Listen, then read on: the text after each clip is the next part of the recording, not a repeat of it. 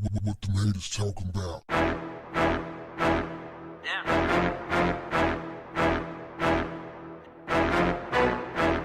What's up, family? Now that Salt-N-Pepa's movie has aired on Lifetime, the former forever DJ, Spinderella, is airing out her differences publicly. Spinderella says it's over for real. What y'all think about that, fam? What do y'all think? Spinderella says that she felt disrespected that she was left out of the creative process of making the movie. While Salt-N-Pepa said they did reach out. Didn't say what happened, if she hung up the phone in their face or they wasn't able to get on the phone or what. Spinderella says she felt disrespected, but she didn't say how beyond being left out of the creative process of the movie, because they were already beefing. She was already out of the group. So she didn't elaborate on that. She did say that there's supposed to be this women empowerment type movement, and how is that possible when women of color continue to be left out of the narrative historically. Now, I don't have a dog in the fight. But as a member of a group that had a DJ that was very prominent, who started with us and then left the group, and at some point wanted to come back into the group, I can give you a little insight on what some of the things that could have happened, right? So here's what happened a lot of times with groups. You'll have beef within the group and the group will break off. Somebody leaves the group. That person leaves the group, feels like they're still part of the group forever. And to an extent, it's kind of like a basketball player or a football player or a baseball player leaving a team. If they play an intricate role in the building of the team or the success of the team, then they kind of feel like a lifelong member. For instance, like Elijah Wan with the Houston Rockets. He played for another team like his last year or two, but Elijah Wan is always going to be recognized as a Rocket.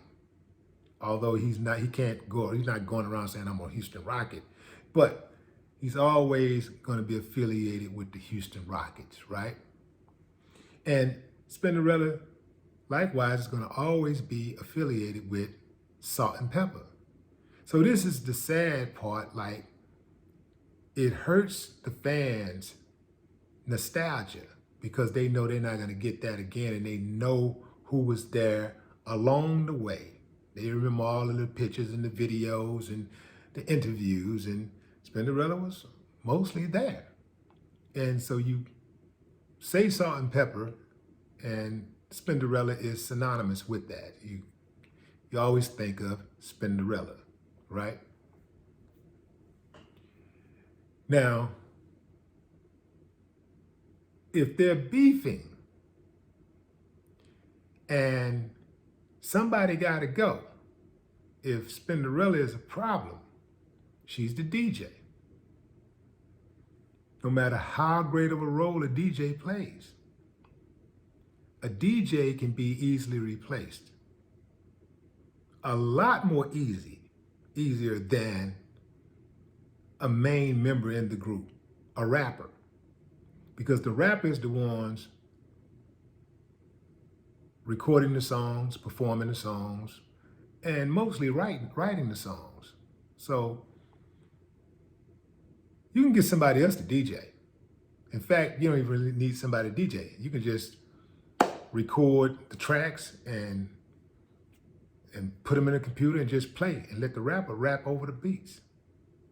But ain't too many people gonna want to just pay to see the DJ, right?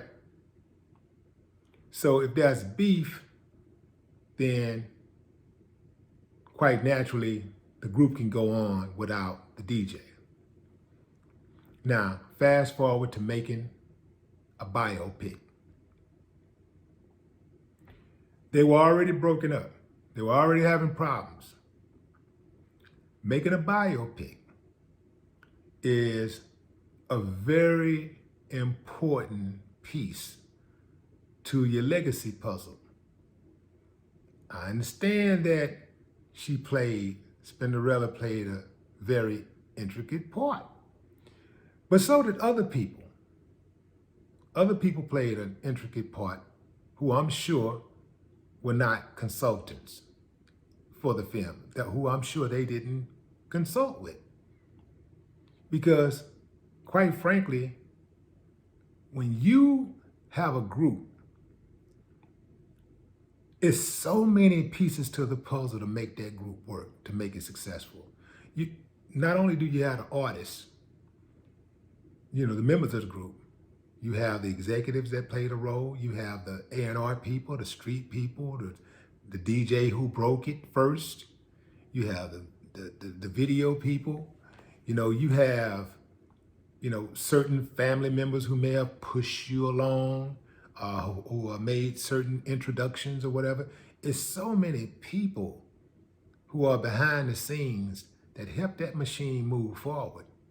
And I'm sure they didn't go around and consult everybody. Now, I know that they wasn't out in the front like Spinderella was, but there are people who, if not for them, there could not be a Salt-N-Pepa, not to the extent that we know them to be, right?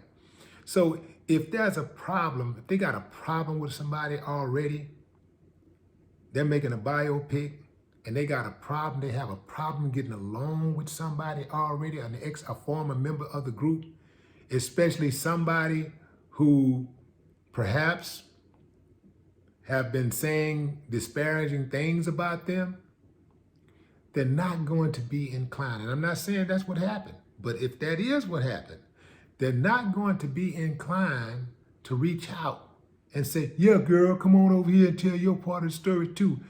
Come on over. They're not going to do that. They won't. They're going to keep it simple, and they're going to keep it stress-free. If they can't get along, they're not going to bring her in for such a major production. They're not going to do it. And you really have to think about, like, let's say you wasn't an artist. Let's say you was somebody else. Call it somebody else. And you no longer have relations with this person. Now you got some type of event or some type of major production you need to do. And maybe this person was there at some point in your life, but they're no longer there. If you know you can't get along, would you bring that energy and take that chance? Would you bring that energy into the event, into the production? Or would you say, you know what, we can actually get this done without him. We can actually do this without her. So if I just don't want the drama, which road would you take? So, like I said, fam, I don't have a dog in the fight. So, personally, I would like to see all of the girls together all the time. I mean, I'm a fan. So, that's how I would like to see it. I'm just like when you look at Ghetto Boys. That's sometimes, there are former members who got friends or fans who want to see them back in the group and all that, but we gone. We going this way. We're not going back, we're going this way. And you got to understand, it was a reason they left, or it was a reason they were put out the group. So we're going forward, not backwards. And that's the way this thing works, fam. And, it's sad that, members bump heads from time to time, and sometimes people can't get along, but that's the way it is. So I think that they left out. Now, they say they reached out to him, but they didn't say what happened. They say they reached out. It's hard for me to believe that they're making a movie and they reached out to her and she didn't respond. She didn't want anything to do with it. That they reached out to her, you know, maybe if they reached out to her and they didn't like perhaps offer her something that she thought was fair, maybe that's why she didn't, do it. But she said, Spinderella said, they didn't include her at all. Like, so she insinuated that she wasn't even contacted for the biopic. So who knows what the truth is, fam? Would have been nice to see them all together. But that's where it is. This whole beef reminds me of this interview I saw where Spinderella seemed to be like talking a lot in the video more than the other two girls, right? The two main members, primary members, right? And then I saw Spinderella take over an award show. I think it was VH1, some type of Lifetime award that they were giving the girls. And Spinderella went up there and just grabbed a mic and started talking first. Now, I'm not saying mute Spinderella, but if I'm going to watch Public Enemy receive a Lifetime Achievement Award, it's cool to hear the DJ talk. But I really want to hear what Chuck and Flav got to say. That don't take nothing from the DJ. But there's a pecking order here, fam. And I think that some kind of way, man, things just fell apart and it ain't never gonna be the same. So I wish Pepper and Salt luck. I wish Spinderella luck. It was good while it lasted. No more talk. What the haters talking about?